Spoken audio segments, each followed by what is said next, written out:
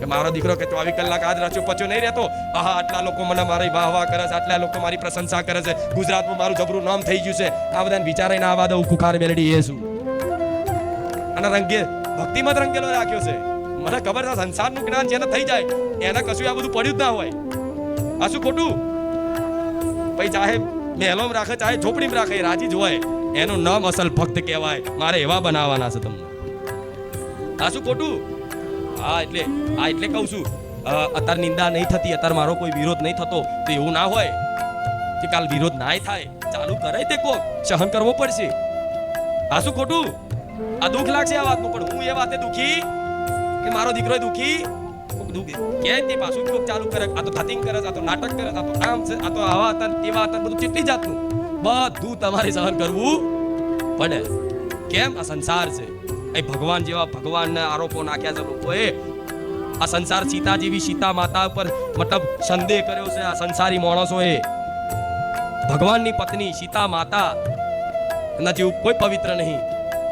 એમની પર આંગળી કરીને સવાલો સંદેહ કર્યા છે આ સંસારે. કૃષ્ણ ભગવાન જેવા ભગવાન એમની લીલાઓ પર સંદેહ કર્યો છે આ સંસારે. તો આ સંસાર કોઈનો થતો નહીં. તો શું ભગવાનને ખુદ ના છોડતા હોય મારો દીકરો ચઈ ખેતની મૂડી છે? ભગવાનને રજકણની ધૂળ બરાબર નહીં. આ શું ખોટું થાય ને? બધું થાય. આ બધું મહાભારત રામાયણ આ બધું શીખવાડે છે તમને. સંસાર છે બધું, બધાની ખોપરી અલગ અલગ, બધાની બુદ્ધિ અલગ અલગ. જેને જે વિચારવું હોય જે કહેવું હોય કહેવા દેવાનું. તમે શું છો? તમે સાચા હોવ, તમે સત્ય હોવ, તમે નિર્દોષ હોવ અને તમારો ભાવનાઓ સાચી હોય તો તમે જાણો અને તમારો ભગવાન જાણે, મારા જેવી માતા જાણે. બસ એટલું રાખજો. કોઈ એવું કહે કે તું ચોર, તો કે હા ભલે હું ચોર રહ્યો, મારી માં જાણે શું જેવો. કોઈ એવું કે તું આવો છું, હા ભલે તારે જે કહેવું હોય મારી માં જાણે શું જેવો. તારા કહેવાથી હું ફરક નહીં પડવાનો, હું નહીં બદલાવાનો. બોલ, આ શું ખોટું? આ તમને શીખવાડું છું કે ભક્તિના માર્ગે આવ્યા છું. બધું બહુ કે છે દારૂ પી પડ્યા રહ્યો, કોઈ નહીં બોલે. દારૂ પીધેલો વ્યક્તિ દારૂ છોડીને ચાલો કરીને ભક્તિ કરતો થશે ને દુનિયા મેળા મારશે. અત્યાર સુધી કે આમ કર્યું તેમ કર્યું, અત્યારે નવેનો ભગત થઈ ગયો, હોમ નહીં જોતો કે અરે શું તમારી જોડે આખી જિંદગી બેહી રહે? આ શું ખોટું? હા, એટલે કહું છું તમને કે આવું થાય. સુધરો એટલે દુનિયાના ગમા એમને એવું કે બસ તમે બગડેલા જ રહો. આ શું ખોટું?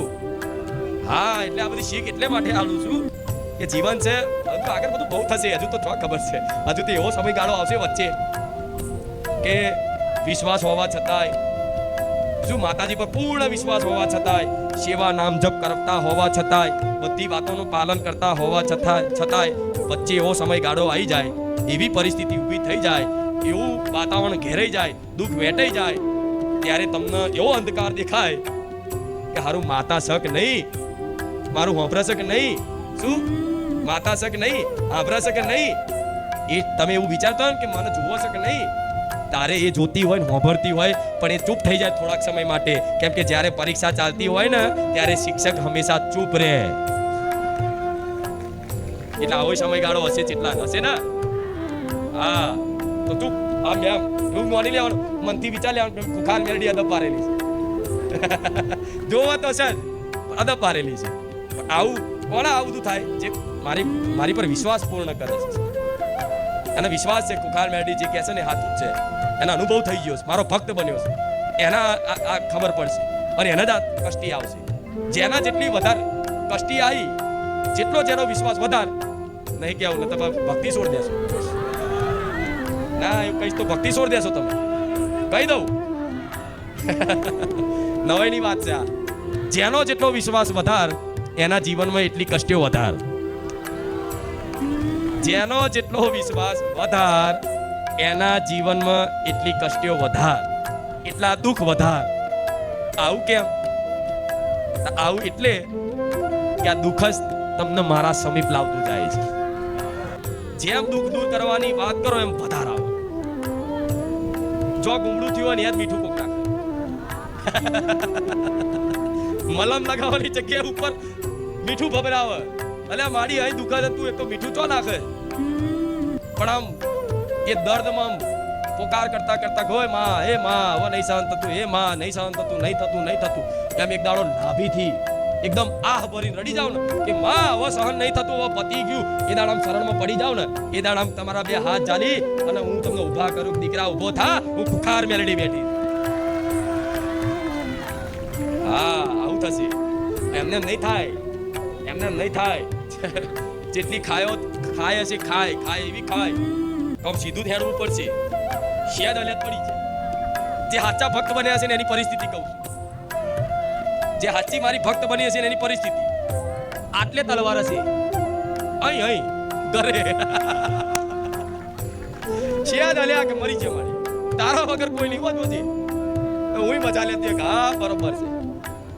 હવે ખરો દાવ થયો, હવે ખરો સમય આવ્યો. હવે જોવા દે મને ચોજે તારી ભક્તિ અને ચોજ્યો તારો વિશ્વાસ.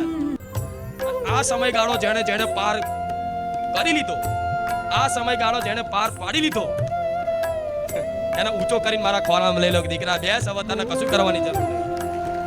હવે તારા કશું કરવાની જરૂર. તારા બધા કર્તવ્ય હું કરું, તારા કાર્ય બધા હું કરું, તારું ભરણ પોષણ હું કરું અને તારા બધું આખા જીવનનું ગાડું હું ચલાવું. એનું નામ માં કહેવાય. પણ ત્યાં સુધી પહોંચવા માટે આ બધું કરવું પડે. એટલે આવી પરિસ્થિતિ છે ને તલવાર રહી ચેટલા છે એટલે બધા બહુ છે. આ તો હા બધા બહુ છે. જો તલવાર છે, તલવાર જાણ પેલો બકરો હોય ને તલવાર તમે બલી ચડાવવાની તૈયારી ને તલવાર પેલી હોય ને બકરો થથરતો હોય કે હમણાં માર એવું હોય. હા પણ એવું કેમ હોય છે? એવું કેમ હોય છે? એવું એટલે હોય છે કે એક જ માર્ગ દેખાય. મને માતા વગર કોઈ બચાવવાનું. હવે આવું થઈ ગયું હોય તો બીજા બધા માર્ગ છોડી દેવાના. એક જ માર્ગે જવાનું. બીજા માર્ગે શોર્ટકટ મારશો સુખી થવા માટે, ચાલાકી વાપરીને, બુદ્ધિ વાપરીને, તો એ માર્ગે દરવાજા સુધી પહોંચશો ને છેલ્લે દરવાજો લોક જ હશે. એના લોકની ચાવી તમાર જોડ. મારો એક જ દરવાજો ખુલ્લો હશે. તો જો સીધે સીધો એક જ ખબર પડી ગઈ હોય કે અમારો માર્ગ, અમારું લક્ષ્ય આ જ છે, અમારું આ સંસારમાં બીજું કોઈ લક્ષ્ય નહીં. જેના જ્ઞાન થઈ ગયું હોય ને એ બહુ સૌભાગ્યશાળી ભક્તો છે કે જેને સમજ આવી ગઈ છે કે મારા જીવનમાં ભક્તિ સિવાય કશું જ નથી. નાચો, હું તો કહું નાચો. જેને આવું થઈ ગયું નાચો બરોબર. માં તારી કૃપા થઈ જાય, એમના વાતનો વિશ્વાસ થઈ ગયો, જ્ઞાન થઈ ગયું કે આ સંસારમાં ભક્તિ સિવાય, ભગવાન માતાજી સિવાય કશું જ. હું તો કહું નાચો બરોબર. એકલા નાચો. આ વાતથી ખુશી બનાવો. મારી આ વાતનો અમને વિશ્વાસ થઈ ગયો, તારી પર વિશ્વાસ થઈ ગયો, આ વાતનો વિશ્વાસ થઈ ગયો, અમારા જીવનનો ઉદ્દેશ અમને ખબર પડી ગયો કે અમારે શું કરવાનું છે આ જીવનમાં, અમે ધરતી પર કેમ આવ્યા છીએ. નાચો, હું તો કહું છું. દરવાજો વાંકી દો મઠનો અને તમારી કુળદેવી આગળ રામધૂન વગાડો. તમને જે ફાવતું હોય ભજન વગાડો, નાચી લો. આ અસલી ભક્તિ છે. બહાર નાચાય ને શરમ આવે. એકલા નાચી લો, ભજન કરી લો, રોઈ લો. રોવાનું થાય તો રોઈ લો. આ ભક્તની લક્ષણ છે. કોઈની આગળ પ્રકટમાં ના બતાવો પણ એકાંતમાં રોવો. એકાંતમાં રોવો. એકાંતમાં માની આગળ નાચવાન થાય નાચી લે. એનો ભક્ત કહેવાય. પણ આ અવસર ક્યારે પ્રાપ્ત થાય? જ્યારે જીવનમાં તમે એકાંતવાસ કરો. દિવસમાં એક અડધો કલાક કે કલાક તમારા બધા કાર્યો મૂકી, બધા વિચારો મૂકી, બધા દુઃખ ટેન્શન એક બાજુ રાખીને અને એક માત્ર ભગવાન માતાજી માટે સમય કાઢવો પડે. અડધો કલાક કે કલાક ડેલી દરરોજ 1 કલાક કાઢો. 1 કલાક અને 1 કલાક વધારે કોકને લાગતો હોય તો અડધો કલાક કાઢો. કશું જ નહીં, રામધૂન કરો. ખાલી બેઠા શ્રી રામ જય રામ. તમને કોઈ સ્તુતિ આવડતી હોય માતાજીની તો એ સ્તુતિ ગમતી હોય તો સ્તુતિ ગાઓ માતાજીની. વગાડો, સાંભળો. એકલા બેહીને કોઈ ડિસ્ટર્બ ના કરે. ઘડીક બધાને ભૂલી જવાના. ઘડીક ભૂલી જવાનું આ બધા કોઈ મારા નહીં, મારી માં છે, મારો ભગવાન છે. બસ કહેવાનું નહીં, ખાલી બસ એકલા થઈ જવાનું. એકલા ભલે બધા હોય, ભલે બધું દુઃખ હોય, બધું હોય, બધી ચિંતાઓ, બધી ઈચ્છાઓ બધું મૂકી ખાલી બસ બેહવાનું. અને એની આગળ બેસો ને એને વાલું લાગશે. અને એ પછી શું કહો હવે જ્યારે અનુભવ થશે ને તો તમારી વાણી બોલી નહીં શકે. વખાણ કરવા માટે તમારા શબ્દો ખૂટી પડશે કે કુખાર મેલડી શું ત્યાં અમને જીવનમાં આપ્યું, જેની અમારી ઓકાત નથી આ વસ્તુ લેવાની. એવી વસ્તુ ત્યાં મને હું એમને નહીં બોલતી. આ એમને નહીં બોલતી, એમને નહીં બોલતી. હજુ કહું છું, વિશ્વાસ કરો, એમને નહીં બોલતી. નસીબ બહાર આવશો બધાય. નસીબ બહાર આવશો. એકાંત આલો. એકાંત તમારી કુળદેવી ના લો, મારા જેવી મેલડી ના લો, મારા રામ ના લો. તમે જેને મોને કૃષ્ણ ભગવાનને મોનતા હોય તો કૃષ્ણ ભગવાન. તમને તમારા હૃદયમાં જેનું નામ તમને પ્રિય હોય, જે પ્રિય માતાજી ભગવાન હોય, એના માટે અડધો કલાક આલો. મોબાઈલમાં તો બધું મચેડ કરો છો, આખો દાર જાતના ગપ્પા મારો છો બધું. પણ એ ટાઈમે મોબાઈલે તે વાપરવાનું. પણ મોબાઈલમાં ભજન કંઈક ચાલતું હોવું જોઈએ. સ્તુતિ માતાજીની ચાલતી હોવી જોઈએ. કોઈ છંદ ગરબા ચાલતા હોવા જોઈએ.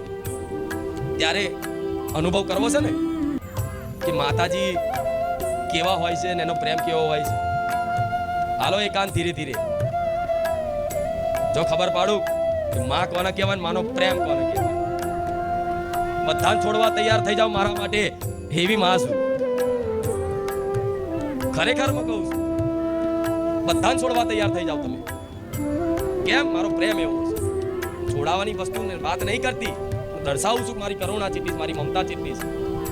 પણ જે ભક્ત એકાંત વાસ કરે, એકાંત અડધો કલાક બસ બધું ભૂલી અને ભલે ઘેર કદાચ ઊંઘ્યા તે મને માતાના યાદ કરો ને, પડ્યા સ્મરણ કરો ને, એ સ્મરણમાં હું સાક્ષાત હોઉં છું. મારા રામનું સ્મરણ કરો ને કે હે રામ, તો ઊંઘતા ખાલી રામ રામ રામ રામ રામ આ ખાલી મનથી સ્મરણ કરશો ને, કે જાણે રટો છો, મનથી રટો છો રામ રામ રામ, ત્યારે મારા રામની હાજરી હોય છે.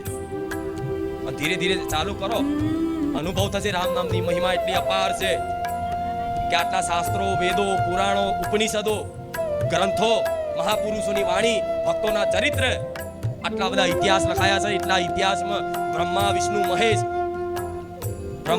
મહેશ એ બધાય ખુદ મારા રામચંદ્ર ભગવાન જેનું નામ છે, એ રામ નામની મહિમા નહીં કહી શકતા, એટલી વિશેષ મહિમા છે.